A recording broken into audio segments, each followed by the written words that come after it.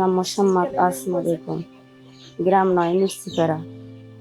এই বন্যা দুর্ঘটনা যখন শুরু হয়েছে, এই ফ্রেন্ডশিপ এরা যোগাযোগ করছে যে নিরাপত্তা নেবেন। আমরা তখন রান্নাবান্নাও তো একটু করা লাগে না, রান্নাবান্না করার জন্য ঘূর্ণিঝড় খুব দ্রুত। তখন আমরা এই বাচ্চা ওরা দুই বাপ পুতে ওই 2000 আম খাইছে। খাওয়ার পর আমরা কইতে রান্নাবান্না করে সাইকেলে ওই সেন্টারে যাওয়া লাগবে।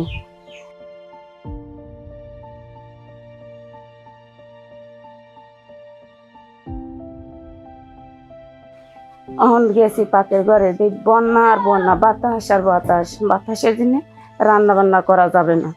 তখন একটু বেড়া বোড়া দিয়ে রান্না করিয়া ওই ওরা কি কর না সেরকম ফ্রেন্ডশিপ, ওই ফ্রেন্ডশিপে আমরা যাব, কারণ ঘূর্ণিঝড়টা এখন দ্রুত আছে, বিকাল পড়লে আরো দ্রুত হবে।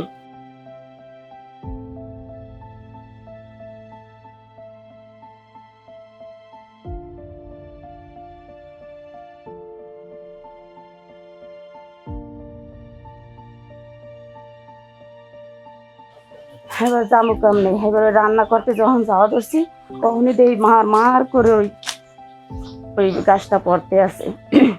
করার সাথে সাথে চিল্লাপাল্লা করছি, চিল্লাপাল্লা করার সাথে সাথে লোকজন সব দ্রুত হয়ে গেছে, আইয়া আমাকে কোনো মতে রক্ষা করছে। রক্ষা করার পর আমরা ঘরে ঢুকে চাল ডাল এগুলো ঘরে রাখছি, সব কিছু বন্যা ধ্বংস করে লাইছে।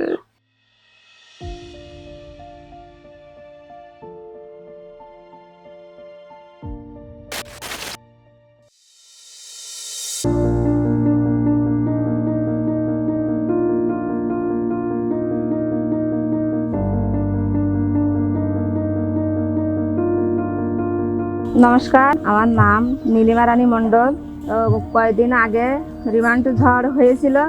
এই ঝড়ে আমাদের যাবার কোনো আশ্রয় কেন্দ্র ছিল না। এখানে আমাদের এই আশ্রয় কেন্দ্রে এখানে আমরা গর্ভবতী মা ও শিশুদের, বয়স্ক লোকের এখানে নিয়েছিলাম। আর আমাদের এই মাইকে প্রচার করেছিল যে কোনো এই ঝড় বন্যার জল উঠতে পারে। আমাদের আগে কোনো যাওয়ার কোনো জায়গা ছিল না। এখন আমাদের ফ্রেন্ডশিপ থেকে একটা সাইক্লোন দিয়েছে, এখানে আমরা গর্ভবতী মায়েদের নিয়ে এখানে থাকার ব্যবস্থা আছে। এই জন্য আমাদের একটা শক্তি আছে। আগে আমাদের এই শক্তিটা ছিল না, আমাদের একটা পরাভয় ছিল, কারণ আমাদের এখানে কোনো আশ্রয়কেন্দ্র নেই। এখন ফ্রেন্ডশিপ আশ্রয়কেন্দ্র দিয়েছে, এখানে আমাদের সবাইকে নিয়ে আশ্রয়কেন্দ্রে এখানে উপস্থিত আমরা ছিলাম যত সময় দুর্যোগ আবহাওয়া ছিল ততক্ষণ।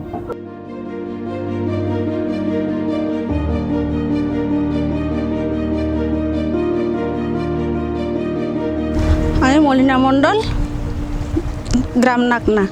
এই বাঁধ প্রতি বছর 2-3 বার করে ভেঙে যেত বন্যার পানিতে। মানে অনেক জায়গায় ক্ষয়ক্ষতি হয়েছে, কিন্তু আমাদের এই গাছের জন্য আমাদের এখানে কোনো ক্ষয়ক্ষতি হয়নি। অন্য এলাকায় ঘর বাড়ি ভেঙে গেছে, মানে উড়িয়ে নিয়ে গেছে, তারপরে গাছগাছালির অনেক ক্ষতি হয়েছে। আর আমাদের এখানে এই গাছ লাগানোর পরে কোনো ক্ষয়ক্ষতি হয়নি, আমরা খুব ভালো আছি। আমাদের এখানে যেসব নদীর পাড়ে ঘর বাড়ি রয়েছে তারা কাঠ জ্বালানিও পাচ্ছে, কাঠও পাচ্ছে। আর তারপরে আমাদের এই বাঁধ রক্ষা, মানে এই গাছ বাঁধ রক্ষা করেছে। রক্ষা করার পরে আমাদের মাছ চাষ, মানে মাছের জমিতে ক্ষতি হয়নি। মাছের ঘেরে আগে ভাঙি যাওয়ার পরে গরু বাছুরের খুব অসুবিধা হতো। আমাদের সামনের বিলি ধান হয়, মানে পিছনের বিলি ধান হয়, ধানেরও খুব ক্ষতি হতো। আর আমরাও তাদের বলছি যে তোমরাও গাছ লাগাও, মানে ফ্রেন্ডশিপের সাথে যোগাযোগ করে গাছ লাগাও, তোমরাও লাভবান হও। মানে আমরা যারা সব দিক থেকে উপকার পাচ্ছি, তোমরাও সব দিক থেকে উপকার পাও। গাছ লাগালে উপকার হবে।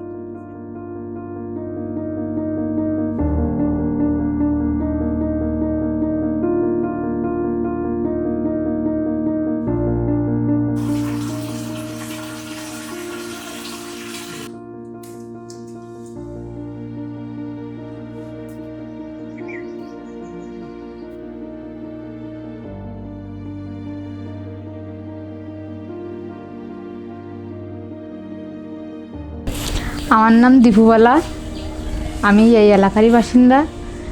আমি উত্তর ঝাপা এই পানির প্ল্যান্ট থেকে 2013 সাল থেকে পানি খাচ্ছি। প্ল্যান্ট তৈরি হওয়ার থেকেই পানি খাচ্ছি। আগে অনেক সমস্যা যখন আমাদের নিরাপদ পানিটা ছিল না, তখন আমাদের অনেক সমস্যায় ভুগতে হয়েছে, ডায়রিয়া, আমাশা, বিভিন্ন রোগ থেকে। কিন্তু আমাদের এই পানির প্ল্যান্ট হওয়ার পর থেকে আমরা সেই রোগ থেকে মুক্তি পাইছি আর কি। আগে আমাদের এই পানির প্ল্যান্টটা হওয়ার পরে আমরা নানা দিক থেকে সুবিধা পাচ্ছি, যেমন আর্থিক দিক দিয়ে সুবিধা পাচ্ছি। যখন এই পানিটা ছিল না তখন আমাদের ডায়রিয়ায় ভুগতে হতো, তখন টাকা ব্যয়, অর্থ ব্যয় হতো, ওষুধ কিনে খাইতে হতো, সেটাই আর খাইতে হচ্ছে না।